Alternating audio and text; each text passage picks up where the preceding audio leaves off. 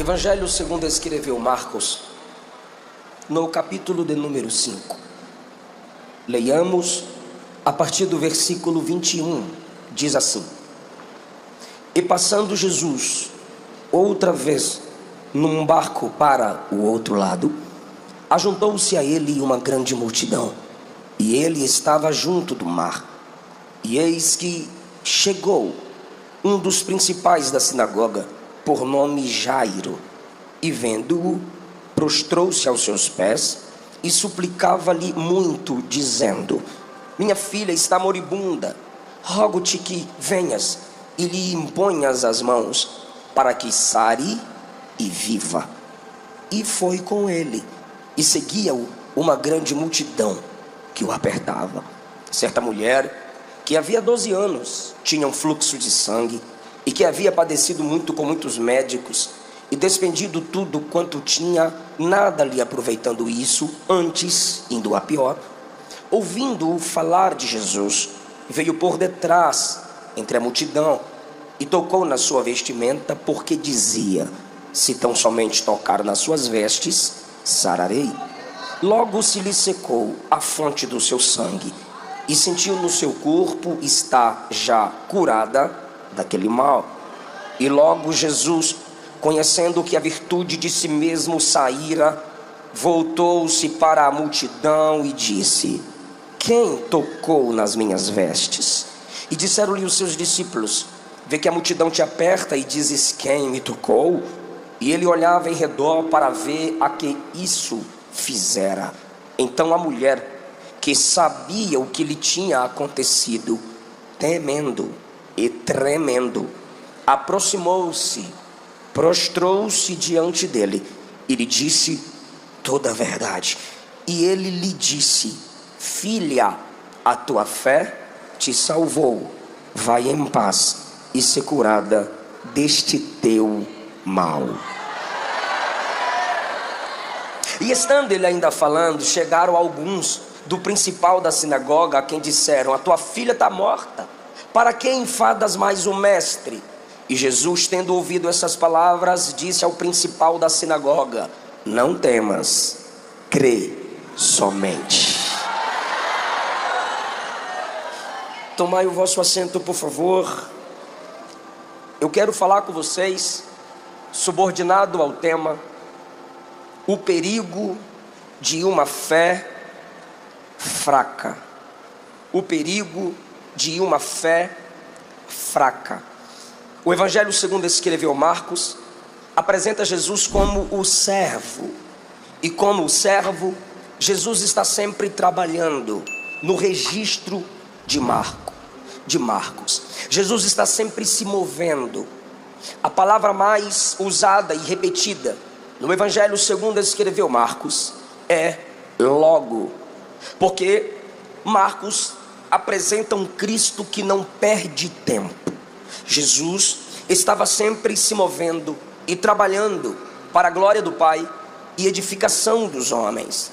A partir do versículo 21, lemos que outra vez ele está num barco, após ter acalmado a tempestade, após ter libertado um homem de opressão e de possessão demoníaca. Rapidamente Jesus já pega um barco e volta para o lugar de onde havia saído. Algo extraordinário acontece. Um líder de uma sinagoga vem publicamente e se prostra diante de Jesus. Vocês leram pelo menos 2, 3 vezes. Está escrito que ali havia uma grande multidão. Um líder da sinagoga era um líder religioso. E se você já leu os registros dos evangelistas sobre pregações e obras de Cristo, você sabe que os maiores inimigos de Jesus eram os religiosos. Sendo Jairo um principal ou um líder de uma sinagoga, haviam muitas sinagogas em Jerusalém. Um ambiente criado durante o tempo do cativeiro, pois no cativeiro não tinha templo. Eles então criaram a sinagoga, um pequeno ambiente, para ali se meditar na palavra de Deus. Mesmo pós-cativeiro, O costume da sinagoga, que era uma extensão do templo, continuou. E para ser um príncipe, um líder, um principal de uma sinagoga, se estabelecia muita autoridade. Eles não tinham o costume de se prostrar publicamente diante outro homem. Vocês sabem que na maioria das vezes que Jesus deu lampejos da sua divindade, pegaram em pedras para apedrejá-lo. Jesus já foi expulso de uma ou de várias sinagogas. Enquanto Jesus pregava em uma das sinagogas, projetaram matar Jesus. Jairo já fez parte de uma dessas sinagogas, ou de uma dessas reuniões, onde outros líderes de sinagoga, autoridades da sinagoga, expressavam seu ódio contra Jesus. E agora, um desses homens, que jamais se prostraria perante outro homem, agora publicamente, perante uma grande multidão, cai de joelhos perante o Deus encarnado. Vocês lembram do Evangelho segundo escreveu João, capítulo 3? Nicodemos foi ter com Jesus à noite. Vocês lembram de José de Arimateia, que era um discípulo oculto, quem tinha influência, jamais, humanamente falando, sem a ação da graça e com a ausência da fé, jamais se prostraria perante Cristo naquele tipo de ambiente publicamente. Mas Deus sabe dobrar os homens. Deus sabe encurvar quem se acha digno de nunca se encurvar. Deus sabe quebrar quem se sente inquebrantável. O que é o homem se não barro na mão do oleiro? O que é o homem, seu coração, se não como águas nas mãos do nosso Senhor? Esse homem agora tem algumas atitudes. Por quê? Porque a morte está rondando a sua casa. Quando a morte se aproxima da sua casa, ele se aproxima do príncipe da vida. Versículo de número 22. Eis que se chegou. Se vocês acompanham minhas pregações, sabem que eu não sou de ficar mexendo com o público. Intimidade forçada é estupro. Mas eu preciso que você grave algumas atitudes que Jairo tomou, para que você entenda a conclusão da mensagem. E como nós somos pentecostais, eu não tenho como evitar algumas reações que serão feitas aqui enquanto a mensagem está sendo explanada. E fique à vontade, isso é uma Deb. Então diga após mim, por favor, se aproximou. É para gravar. Então, quando a morte está se aproximando da casa de Jairo, Jairo sai de sua casa ou de sua sinagoga e se aproxima de Jesus. É uma lição para nós. Naquela ação pela graça de Deus, que é Cristo encarnado, atraindo um homem que jamais se dobraria sob outra circunstância, é a graça que o faz se aproximar. Isso é instrução para nós, porque somos também dependentes da graça. Por isso precisamos de fé. Tiago 4,8: chegai-vos a Deus e Ele se chegará a vós. O distanciamento foi quebrado por causa da dor. A distância, o preconceito, o desprezo ao Deus homem foi anulado por causa da angústia. Ele se aproxima de Jesus. A segunda coisa que Jairo faz e nos impacta é, versículo 22, prostrou-se. Da primeira vez ficou bem fraquinho, dá para melhorar. Bora lá, 1, 2, 3. Prostrou-se. Interessante, como eu já disse, aquele que jamais, humanamente falando, religiosamente falando, pelo sistema do qual ele faz parte, se prostraria, agora se prostra, porque o príncipe da sinagoga reconhece que está diante do príncipe do céu, do príncipe da paz, e como pregou Pedro, do príncipe da vida. Ele cai de joelhos, ele se humilha. Não tem como separar fé de humildade. Não tem como. Fé e humildade caminham juntos. Quem tem fé é dependente. Quem é dependente é porque tem fé. Ter fé é se colocar na posição de pequeno, fraco, dependente. Naquele momento que Jairo se aproxima, ele depende da proximidade. Naquele momento que Jairo se prostra, ele está dizendo: fora daqui podem me chamar do que for, mas aqui eu sou necessitado, eu preciso do Senhor.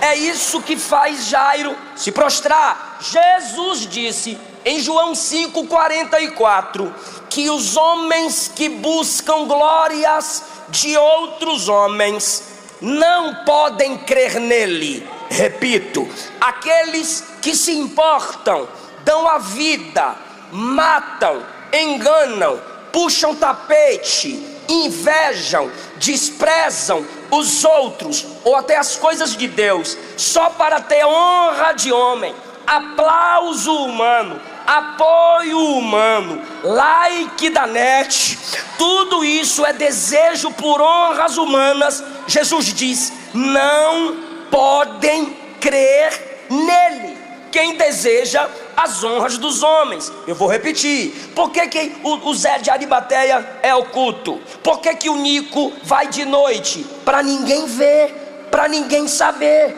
Ele, um príncipe da sinagoga, diante da multidão, cai de joelhos. Ah, irmão, cai de joelho perante a multidão. Já tinha gente botando a mão na boca, já tinha gente, se fosse hoje, filma aí, olha quem está de joelho, olha quem está prostrado. Por que eu digo isso? Porque quando Jairo cai de joelho, ele está abrindo mão de sua reputação. Quando Jairo cai de joelhos publicamente, ele está abrindo mão das honrarias humanas. Jairo, eu preciso que você coloque isso aqui, deixa descer para cá, está correndo risco. Jairo está perdendo muita coisa. E quem é pai sabe do que eu estou falando.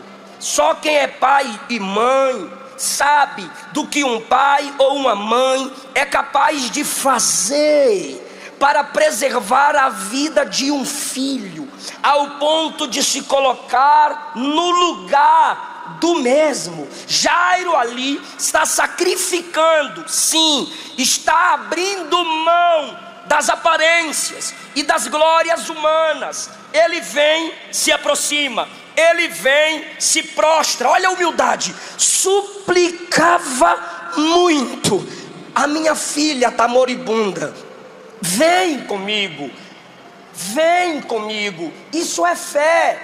Por quê? Porque outro poderia dizer assim, ó, só fala e me despede.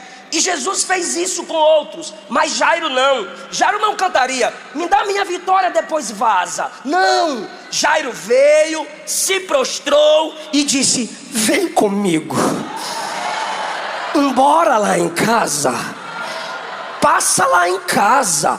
Jairo está levando Jesus para casa. E agora, olha o que o texto diz sobre a fé de Jairo: e Jesus foi com ele. Versículo 24. Jesus nunca foi com ninguém, a não ser Zaqueu, quando ele se ofereceu. Agora Jairo está convocando, está suplicando, melhor dizendo, está rogando, está pedindo. Por quê? Porque tem fé. Eu não entendo esse tipo de gente. Hoje me enviaram um vídeo de uma igreja neopentecostal, falsas igrejas com falsos pregadores, e aquela pastora com o cajado de Moisés, uma bandeira com a estrela de Davi no peito. Pará. Aí eu vi um cartaz do lado direito assim: fé violenta. Eu disse: o que eu vi? Fé violenta. É um tipo de gente que pensa que fé é mandar em Deus. Já viu? Eu decreto, eu determino, eu ponho no joelho. Ó Jeová, eu tenho 30 anos de crente. Ó Jeová, eu nasci na igreja. O capeta nasceu no céu e vai ser lançado no lago de fogo. Se você tem fé de verdade, você se humilha, porque quem manda é Ele, quem decreta é Ele, quem determina é Ele. Confissão positiva. Tudo mentira. abra a boca e decrete. Tudo mentira. Crente não decreta, crente não determina, crente ora, crente profetiza, crente suplica, mas quem está no trono é um. Quem pode adorar o soberano que governa todas as coisas? Isso é fé. Depender. Se fosse para não depender, para que fé? E ele roga, vem comigo. Agora é lindo, agora é lindo, agora é lindo. Jesus foi com ele. Eu preciso de sua atenção. Eu sei que vocês estão cansados, eu também. Jesus foi com quem? Ficou bonito, mas dá para ficar lindo. Jesus foi com quem? Então quem está... Olha só, não me estressa. Quem está levando Jesus por aquele caminho? O Senhor vai comigo? Eu vou com tu. Então, por favor, Senhor, vamos, Jairo. Jesus está seguindo? Jesus está seguindo? Quem está levando Jesus por aquele caminho? Gostei. Quem está levando Jesus por aquele caminho? Levítico 15 diz que quando as mulheres chegassem no seu período natural de todo mês, deveriam se isolar. Mas tem uma mulher que o que ela enfrenta não é natural. Não cessa há 12 anos. A família gastou tudo que tinha. Moças saem, moças voltam. Mulheres saem, mulheres voltam. E lá está ela, isolada de tudo e todos. Isolada. Mas quem está trazendo Jesus?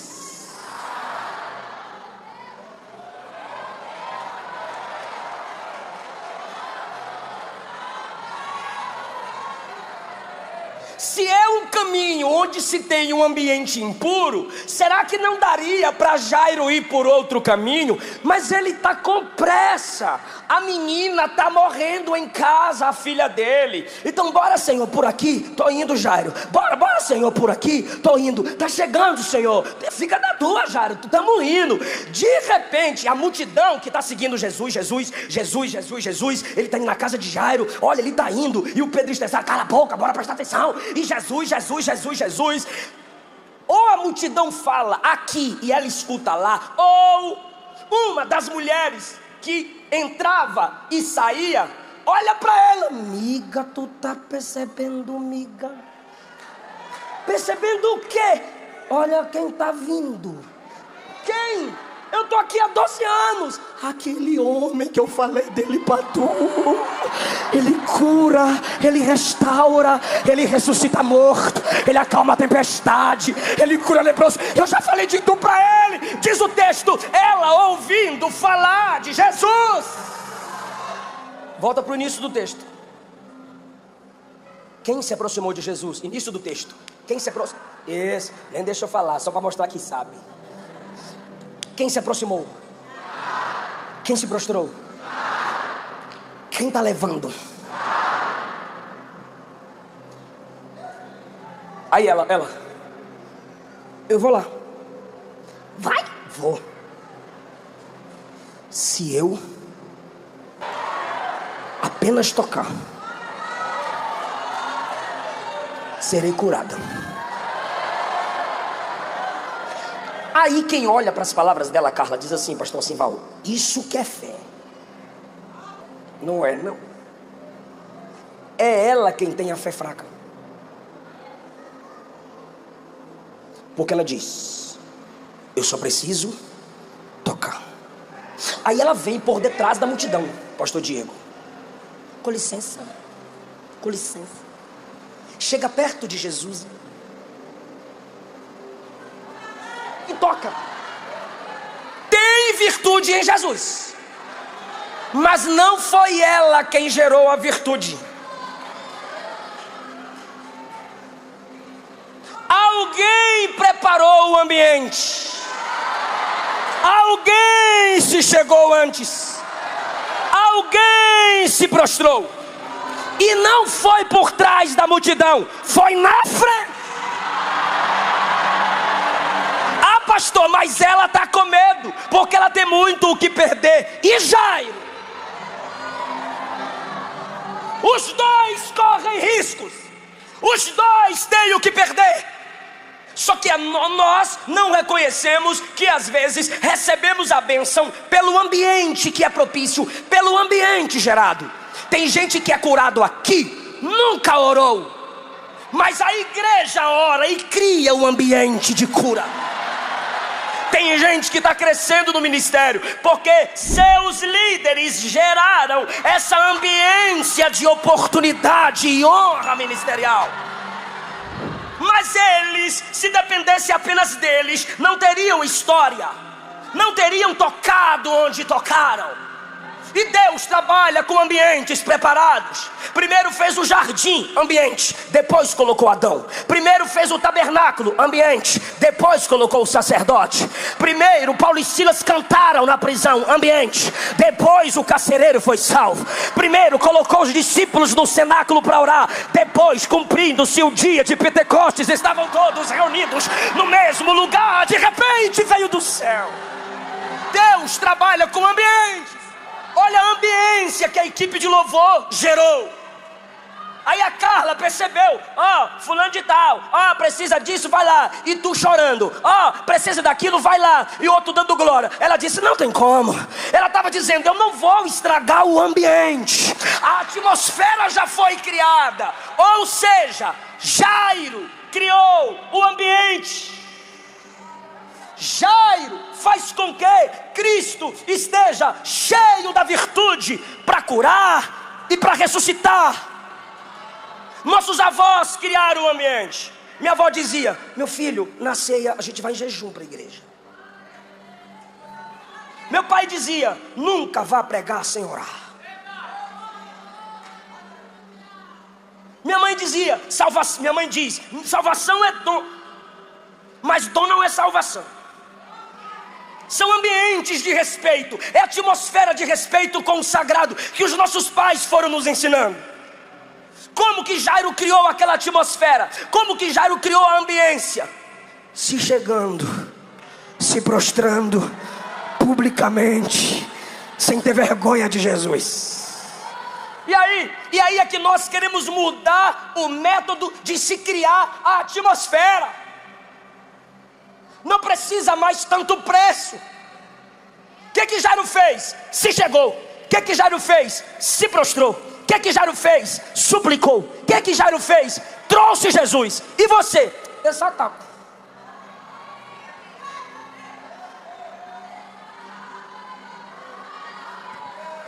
O que os nossos antepassados fizeram? O que os pioneiros das Assembleias de Deus faziam? Pregavam nas praças, pregavam nas ruas, evangelizavam nos lares, levantavam a madrugada para orar, oravam por cura, não riam das línguas estranhas, levavam a sério o ministério do Espírito Santo em nosso meio. Eles criaram a atmosfera e a gente diz, não precisa disso tudo.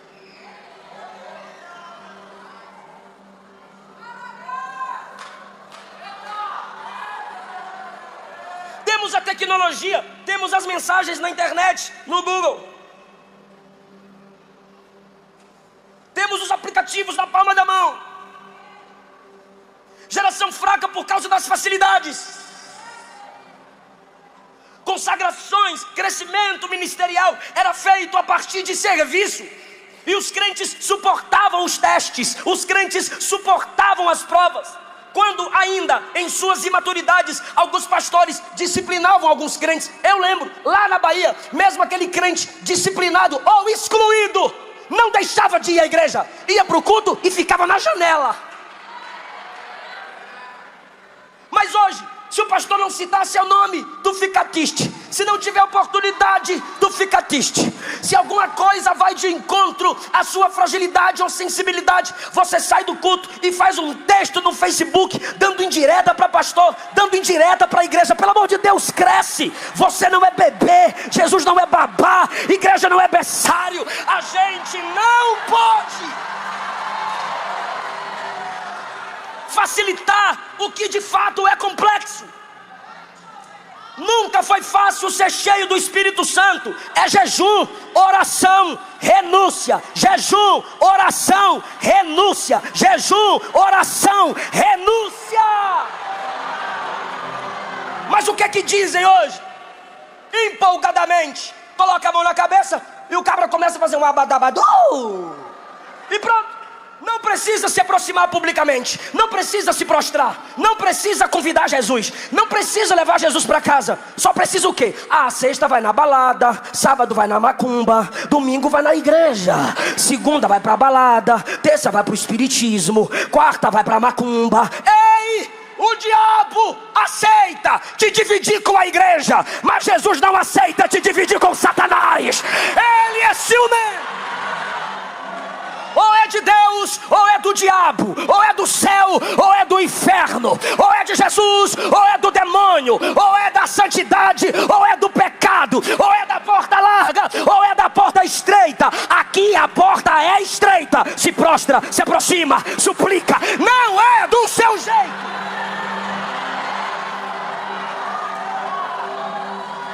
Não venha criar seus métodos. Qualquer fé, qualquer expressão de fé que desonre a palavra do autor e consumador da fé é fraca, é falsa. Eu só toco, aí ela vem por trás da multidão, aí ela toca, e o texto diz assim, ó, ela sentiu estar curada porque o sangue estancou. Ela sentiu. Posso fazer uma pergunta e você me responde, por favor? Você tem sentimentos? Rapidamente. Pergunta rápida, resposta rápida. Todas as coisas que você chegou a uma conclusão pelo que sentiu, foi tudo verdade? Sentimentos enganam. O sangue estancou. Pronto. O sangue estancou.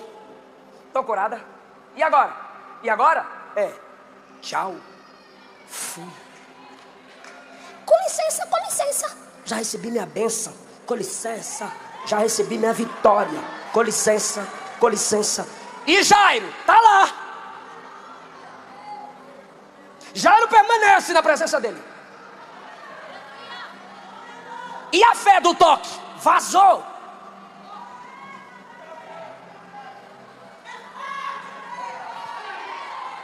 A igreja cuidou de você. Foi lá que você teve oportunidade. Foi lá que você aprendeu a cantar. Foi lá que tu aprendeu a ler. Foi lá que tu aprendeu a falar. Foi lá que tu perdeu a timidez. Foi lá que tu teve as melhores amizades. E de repente, do nada, tu virou as costas para a igreja. Ingrato. Ainda diz, cada um tem a sua fé. Fé que te arranca da comunhão do corpo de Cristo é falsa. Eu estou vendo que tem gente que está com pena da mulher. Olha isso. Quando ela vaza, Jesus diz, quem me tocou? Quem me tocou? Aí Pedro, é meio complicado isso aí, Senhor. Olha o tanto de gente. Aí Jesus disse, alguém recebeu a virtude, mas não permaneceu. Recebeu a virtude e vazou. Recebeu a virtude e virou crente 007. O discípulo oculto. Recebeu a virtude e se tornou vampiro gospel. Só vem na ceia beber o sangue do cordeiro e some. Nunca mais faz nada na igreja. E Jesus está aqui, ó. Quem me tocou? O que ele está dizendo por trás dessas palavras de quem me tocou é: se apresente, confesse, renuncia, abra mão desse temor dos homens. Eu vou perder a amizade, tem uma família do céu aqui para você. Cadê você? Minha família vai me abandonar. A família do céu não te abandona. Cadê você? Meu pai vai me colocar para fora se eu falar que eu sou crente. Papai do céu não te abandona. Não negue a Jesus. Não se oculte. Quem me tocou? Ela já estava indo embora. Irmão, eu conheço a Almadeb. A Almadeb reage com Bíblia. Bora voltar para Jairo para eu voltar para a conclusão. Primeiro, Jairo se che. Segundo, Jairo se. Volta para ela. Com licença, já recebi minha bênção mesmo, eu estou indo embora. E Jesus, quem me tocou? E o texto diz que Jesus procurava aquela que isso fizera. Isso indica que ele procura com a voz na direção dela, porque ela está saindo pelo meio da multidão, e ele procura a que isso lhe fizera.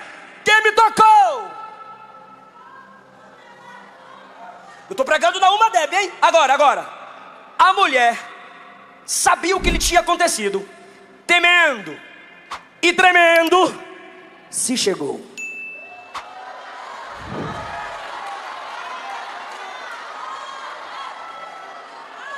Vou completar o versículo, hein? Se prostrou. Ah, se eu fosse Jesus, aprender.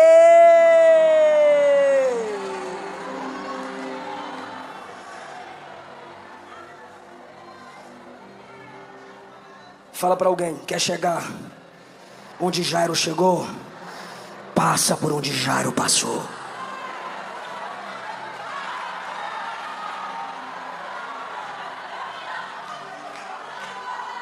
Deus só começou a fazer algo na sua vida e você está pensando em desviar. Deus só começou a fazer algo na sua vida, mas porque não aconteceu como você projetou, sonhou, desenhou, sei lá para quem falou, você quer desistir de tudo igualzinho ela. Ele só tinha começado a cura, ele só tinha começado o processo. Tem cura que é instantânea, tem cura que é processual, e o que tem a última palavra não é o que você sente, é o que ele fala. Pelo que ela sente, ela está curada e vaza. Aí ele pergunta: quem me tocou? Ela treme e teme, porque a presença dele gera esse tipo de sentimento. Ela vem, se aproxima, igual Jairo, aprendeu, bonitinho, se prostrou, aprendeu, igual Jairo. Quando ela está de joelho, ela fala toda a verdade, conta o tempo do seu sofrimento e o sufoco que ela passou para chegar até ali. Ela tem fé, mas é fraca. A fé está lá, mas é fraca. E por que Jesus não deixou ela ir embora? Pelo mesmo motivo que ele não vai te deixar sair da presença dele. Por que ele não deixou ela vazar como ela queria? Pelo mesmo motivo que ele está dizendo que não abre mão de você. Se ela tivesse ido embora, se ela não voltasse, ei, desviada, se ela não voltasse, ela não escutaria o versículo 34. Filha,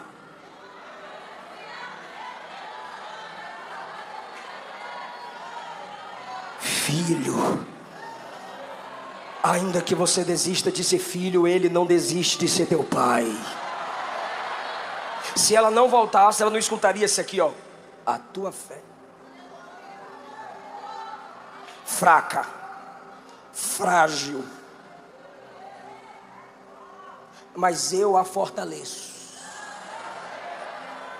Qual fé? De tocar e vazar? Não.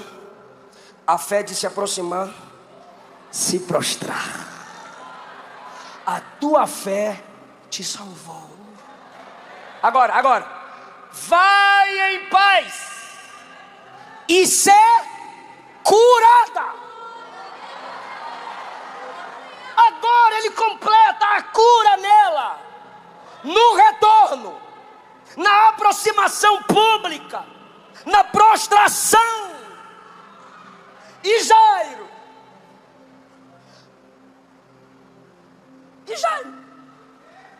meu Deus, e o homem? Ela tomou todo o tempo de Jairo. O bichinho estava feliz que Jesus estava indo curar a filha dele. A mulher entra na história e atrapalha tudo. Por quê? Porque na cabeça de Jairo, a menina só estava doente. Jairo não interrompe. Jairo não diz: moça, eu cheguei primeiro, dá licença, você passou na minha frente, vaza. Vá para a fila. Por que ele não faz isso? Fé. Outros podem ir antes de mim, eu só vou chegar onde ele quer que eu chegue. Eu vou contar minha bênção quando ele quiser que eu conte. Detalhe, ela só está sendo abençoada porque ele, Jairo, trouxe fosse Jesus por aquele caminho, você teria fé ao ponto de Jesus te atrasar para acelerar alguém? Você se alegraria ao ouvir alguém contar um testemunho que poderia ser o teu? Isso é fé. Leva Jesus, honra Jesus, usa mesmo Jesus, faz na vida dela, faz na vida dele, porque quanto mais eu vejo Deus fazer na vida deles, a minha fé aumenta. Ele vai também fazer na minha, ele pode também fazer na minha. Jairo está vendo aquilo, e de repente chega alguém e diz assim: não ora mais não, a menina já morreu. Por que a menina morreu? Porque ela passou na frente. A mulher passou na frente. O diabo quer que você pense que você ficou para trás. O diabo quer que você pense que você perdeu a guerra e se perdeu no caminho. E Jesus está dizendo: não é para se comparar com ninguém. Ele é soberano. Cada cabelo da vossa cabeça está contado. Os seus dias estão escritos. Tu estás na palma da mão dele. Ele está no controle. E essa é a verdadeira fé. Jairo não desespera enquanto a mulher está recebendo a benção dela. Aí quando disseram: a menina já morreu, entrou aqui, ó, a menina morreu. Jesus escutou. Quando Jesus escuta alguém falar: não clama mais, não insiste mais, do outro lado Jesus diz: não temas, somente crer. Eu vou repetir o que Jesus está falando: não temas, somente crer. Mas Senhor, ela recebeu primeiro que Jairo, Senhor. O que foi que ela recebeu? Cura. E o que é que você vai receber? Ressurreição. Onde foi que ela recebeu a bênção? Na rua. E você vai receber a bênção na sua casa, na sua família. Ah, meu Deus! Alguém está entendendo essa palavra, irmão? Aí Jesus diz: bora, Jairo, para sua casa, bora. Quando Jesus está chegando, tem um monte de gente chorando. Um monte de gente chorando. E aquelas mulheres fazendo aqueles barulhos agudos, movendo a língua. Um monte de gente chorando, de olho na grana do Jairo. Um monte de gente gritando, pranteando, de olho na grana de Jairo. Aí Jesus chega e discerne os corações e diz assim: todo mundo para fora. Aí o texto diz assim, ó: e riam de Jesus quando ele disse que a menina não estava morta, só estava dormindo. Os mesmos que estavam chorando começaram a rir. Mas não estava chorando, por que está rindo? Era Jesus dizendo: eu estou te mostrando o tipo de gente que está dentro da tua casa.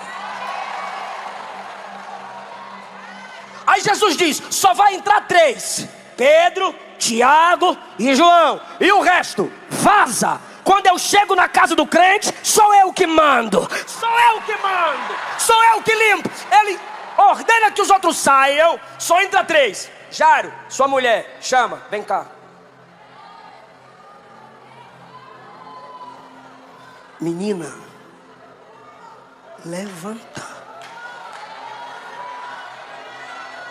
Seu pai se chegou. Seu pai se prostrou. Seu pai suplicou.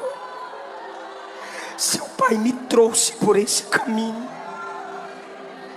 E lágrima de pai e mãe não são desperdiçadas na minha presença. Levanta.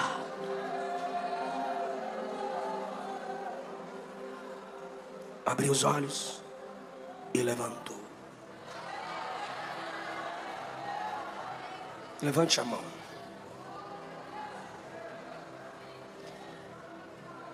Só se você precisa, depois que eu falar, você glorifica. Josué 24:15. Tu e tua casa servirá ao Senhor. Provérbios 3. A maldição está na casa do ímpio, mas a bênção está na casa do justo. Lucas 19. Hoje veio salvação sobre essa casa. Atos 16, crê no Senhor Jesus Cristo e será salvo tu e a tua casa. O que Paulo disse a Timóteo: se você crer, tome posse. A fé que habitava em tua avó, a fé que habitava em tua mãe, habita também em você. O diabo está com os canhões apontados para a nossa família. O diabo não tem família, é por isso que ele quer destruir a nossa família. Mas eu tenho um recado para quem crê: se o diabo não tem família, é por isso que ele quer destruir família. Jesus tem família, e olha o tamanho da família de Jesus aqui. Essa família está orando para que nossa casa não caia. Chore pelos seus irmãos, chore pelos seus pais, suplique pelos seus filhos. Clama que eu vou te responder, clama. Tudo o que pedires em oração, crendo, recebereis.